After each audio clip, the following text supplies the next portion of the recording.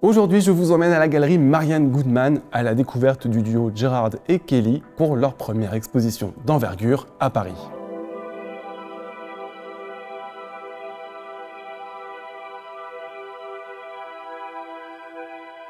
Après avoir rendu hommage au compositeur noir américain Julius Eastman au Centre Pompidou en 2023 lors de leur performance Gay Guerrilla, le duo poursuit son cheminement artistique à travers le court-métrage, la performance, l'archivage et pour notre occasion du jour, la sérigraphie. Intitulé Bardo en référence à cet état transitoire entre la mort et la vie dans le bouddhisme, Gerard et Kelly nous convient dans un espace où le présent devient passé et où le queer devient sacré. Cette fois-ci, c'est au tour d'Eileen Gray, architecte et designer irlandaise installée à Paris, de prendre la lumière grâce au duo d'Américains.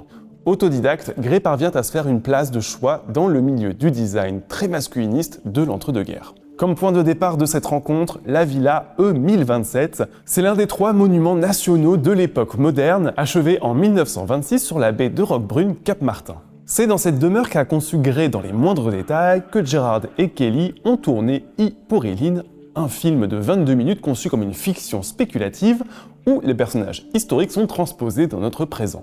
La première partie permet surtout aux 2 artistes de souligner la dimension vivante de son architecture. On voit Eileen qui se réveille grâce aux rayons du soleil, Eileen qui prend son petit déjeuner sur la terrasse, Eileen qui sirote son petit verre d'eau en se disant que décidément, elle a vachement bien conçu cette maison. Bref, vous avez compris. Tout est chamboulé avec l'arrivée tonitruante de son amant, l'architecte Jean Bodovici, accompagné d'une ancienne amante de Gray, l'artiste de music hall Barda.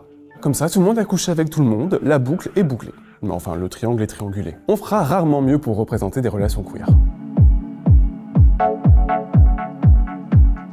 L'intermède entre 2 projections permet de découvrir 4 lightbox réalisés par les artistes à partir des archives lacunaires d'Eileen Gray qui permettent de mettre en lumière sa personnalité difficilement cernable. Mais le point culminant se trouve sous les voûtes de la galerie. Il s'agit de l'œuvre Glory Hall qui porte très bien son nom puisque je pourrais rester devant des heures.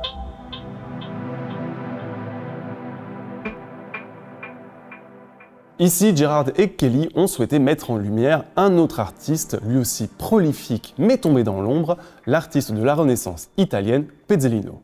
Cette sculpture s'inspire donc de sa peinture de Saint François d'Assise recevant les stigmates, dont le Glory Hall, une boule à facettes remplaçant sa tête et tournant à l'infini, transformant l'espace en un sanctuaire postmoderne. Le monde de la nuit et la lumière divine se confondent dans la continuité du concept du bardo. Enfin, ajoutant un nouveau médium à leur palette, Gerard et Kelly font de nouveau référence à Julius Eastman et à leur performance au Centre Pompidou, Gay Guerrilla. Sur ces sérigraphies, les corps des danseurs deviennent des figures sacrées, soulignées par l'architecture du Centre Pompidou, et moi je ne me lasse pas de cette ventilation devenue auréole.